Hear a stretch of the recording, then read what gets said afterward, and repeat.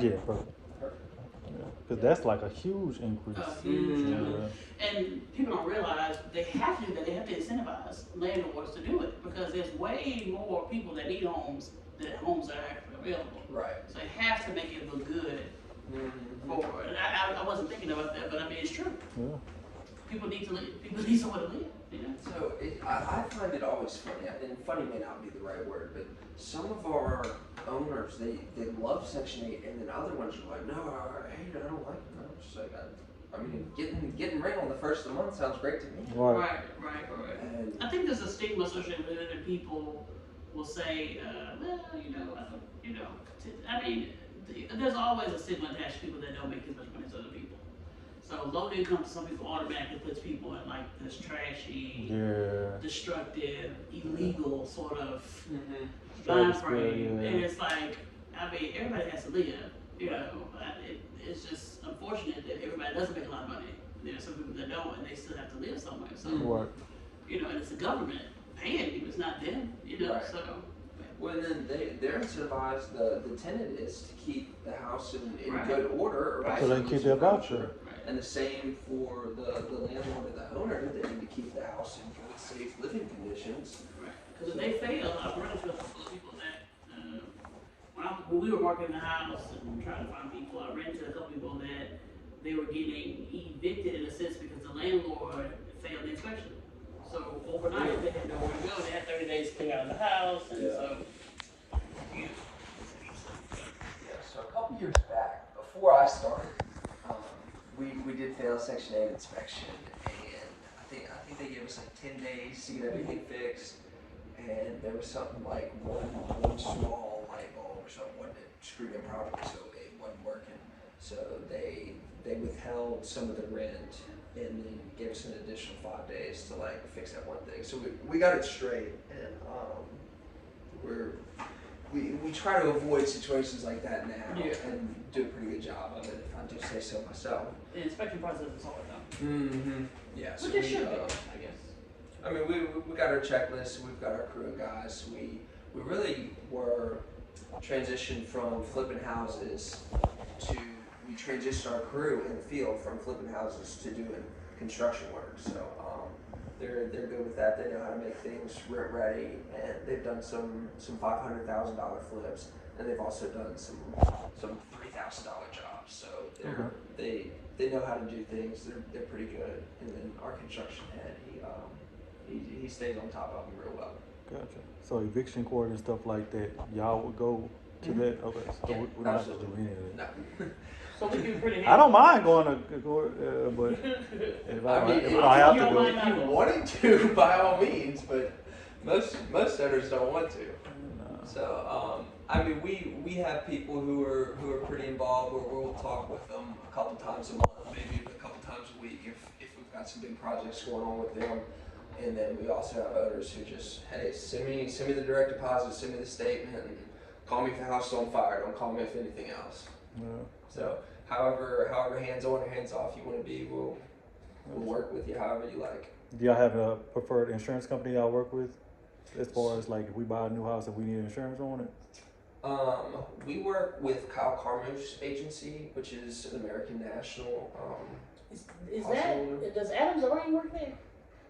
I'm not sure. I think that's where he was working, if I'm not mistaken. Okay. He was. I used to work with his mom. Really? Mm-hmm. Okay. Well, the lady we work with pretty regularly is Misty Louv, and she works there. So I own the fourplex next door. She got me a really good deal there, like $2,600 a year. Oh, so I've Tim Turtle, but like everybody goes, how'd you get a quote that good? And I was like, well, we know this lady, so you finessed it. Yeah.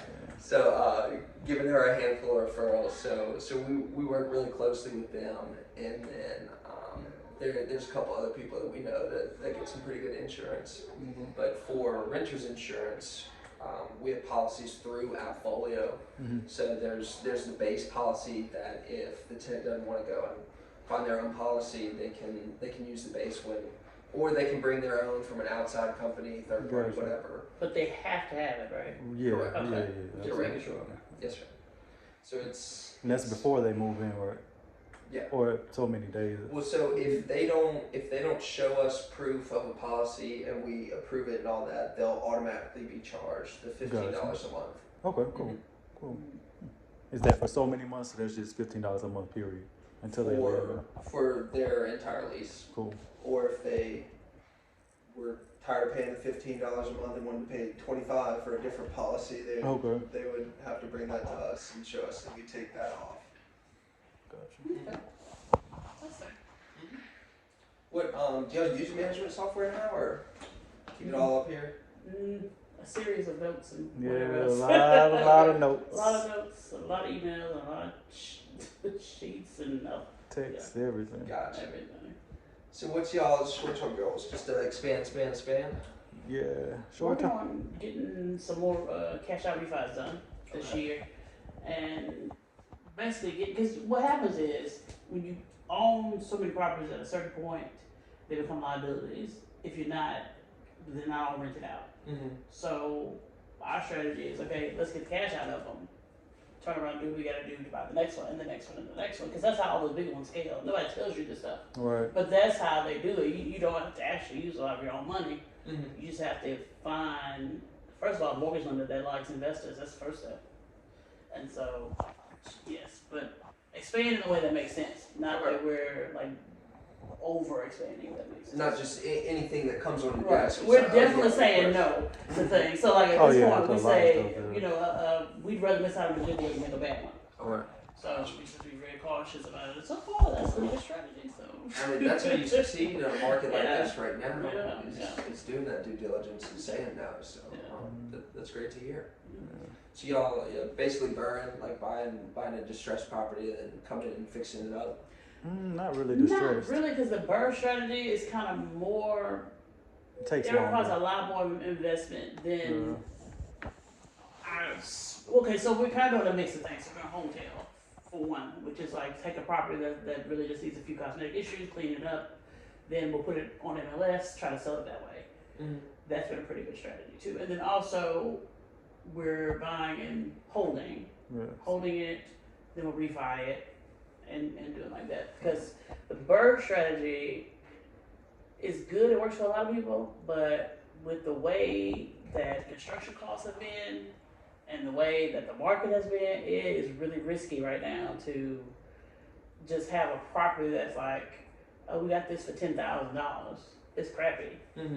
But sure, we'll put $20,000 into it. But by the time we put $20,000, construction costs will be high, so then you put $40,000, and then you're trying to sell it, and it, you know what I'm saying? So it turns into this whole thing. And I think if you get a good deal, and that to me, the BRRRR strategy works better. We have a situation like this. We have an in-house construction crew that can do it. When you have to rely on all these contractors to do it, Sure. that's when the problems happen. But I mean, in one day, we hope to have a team, but we just don't right now. But a lot of the houses that we get, No. but a lot of houses that we get don't need a lot of work. Mm-hmm. So we just keep them. Okay. Like the one we sent you, well, all the ones that we sent you don't need much work. Yeah. And the two on Craner next door. We have the one coming up off of what the Mr. Johnny's house. Was it 16th? Not that one. 16th was one we got Was the one the other day? yesterday, day For before 22. yesterday. 22.5, yeah. Where is that house at? Johnny's. I know what you're talking about. That this is the one the husband passed, right? Yeah, he just died. And funny story about that. That was one of the first people that called me from the commercial when I first started it a couple of years ago. Yeah, and he was sinking a lot of money into the property. Wyandotte. It's off of Wyandotte. And he was sinking a lot of money into the property. The first time I went to the house looked like shit. And at that time, he had probably something like $40,000 into it. Then I get back there a couple weeks ago. He died maybe like 3 weeks ago, and I went there 2 weeks ago. And his wife called and said, hey, I just want to sell this house. What will you give me for it? And I went there, and like the house literally just needs maybe another, I'd say $10,000 worth of work. Cabinets are new. Bathroom needs a little bit of work, but it looks like a totally different house. The roof is new. Yeah. So we got it for 22.5. I try to make sure that we try to make sure that we get stuff for as cheap as possible. So when it's time to refinance, we're not just getting $5,000 or $10,000 back at the closing table. We're getting $40,000, $50,000, $60,000 back. So y'all paying cash for these? Yeah. Okay. Gotcha. Nice. So we trying to reach a happy medium where customer feels like they left with something. Right. And Let we them go feel find like, a new place or Right. put a down payment down or Yeah. something. And we even went up on the price on this last one. You sent some? Okay. But yeah, we went up on the price because I got there and I wasn't expecting the house to look good. So I told her, you know, from what I remember last time, $12,000. And so it was either 12 or 10. And I get there, I talked to her. I was at the title company dropping something else off, and she called and was like, you know, she can't. She was at the house. She was like, I can't sell this for that little amount.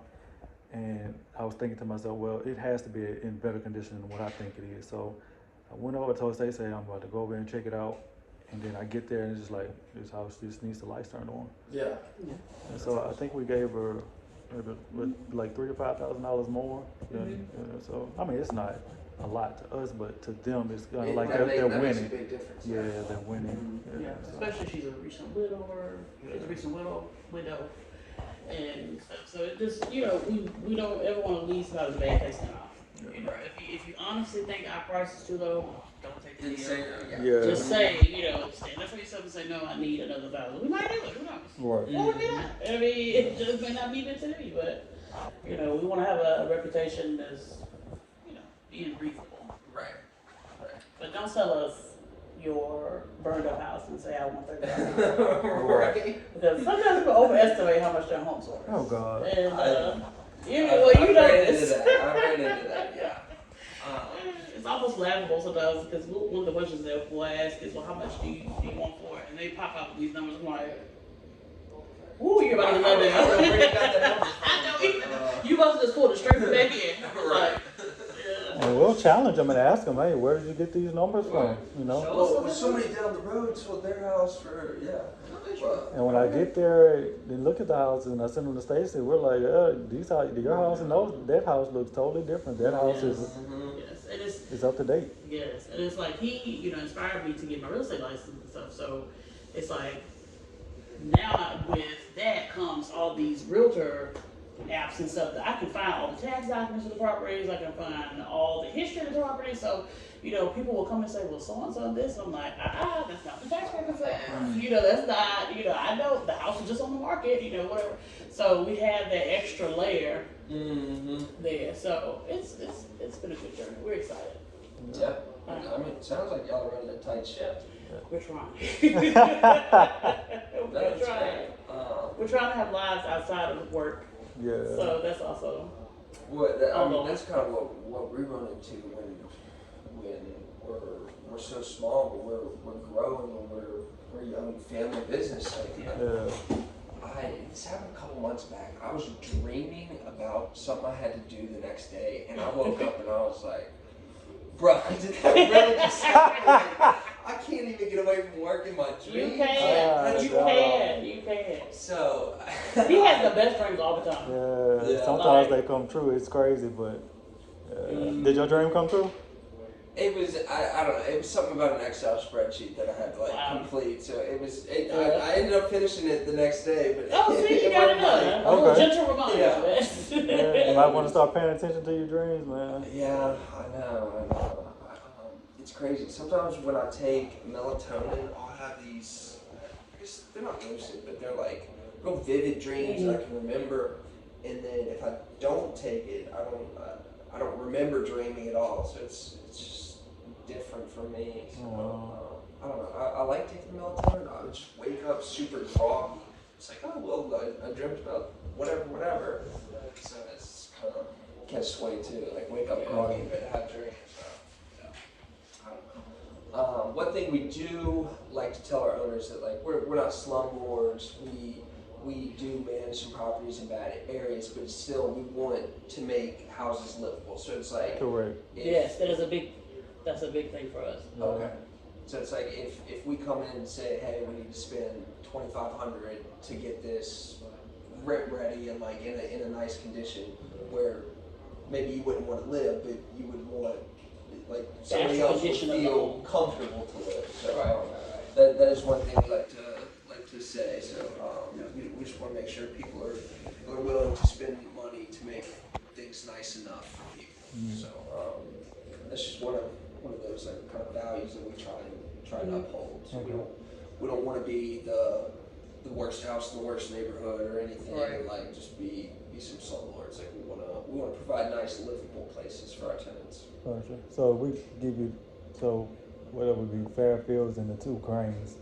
The big crane would be the 5, 6, 7. So when you get on, are you gonna be the one that goes to see the house? Yeah, probably me and the Gotcha. So then you'll understand why we call it big crane and little crane, because there's a big house and there's a small house. Gotcha. So big crane and Fairfields are the most pressing because, well, not big crane anymore because the refinance is about to be done, but Fairfields I would say and crane are neck and neck being most pressing, because in order to pull out more money from the refinance, they would want it to be rented out at the time that the refinance happens. Not trying to push you to make you move fast or anything like that, but what's the normal amount of time that it'll take to get somebody in a house? And Fairfields is a 3-bed, and Crane is a 4, and Lil Crane is a 1-bed. So they're rent ready right now. Mm-hmm. Yeah, Little Crane needs some stuff cleaned out of it, but I think otherwise. Yeah, little cosmetic stuff. You'll see. Yeah, I'd like to say less than a month. Okay. But I just need to go out there and see it, get our leasing guy out there too. Just in a good spot. It's really quiet right there. Okay. Yeah. So, it's only we've 3 houses on the also, street. we've had a property listed for, I would say like 5 months or so, and it's in Brookstown. Originally he wanted $1,200 for it. We're like, no, that's you're not gonna get impossible. that. It's just not gonna happen. Not for a regular tenant, is that? That's Section 8 or just a regular person? Regular, or I mean, he would have taken Section 8. Okay. And I mean, we still have it listed on the market, so we've dropped it to I think $925 at this point. Mm-hmm. And he just told us 2 days ago that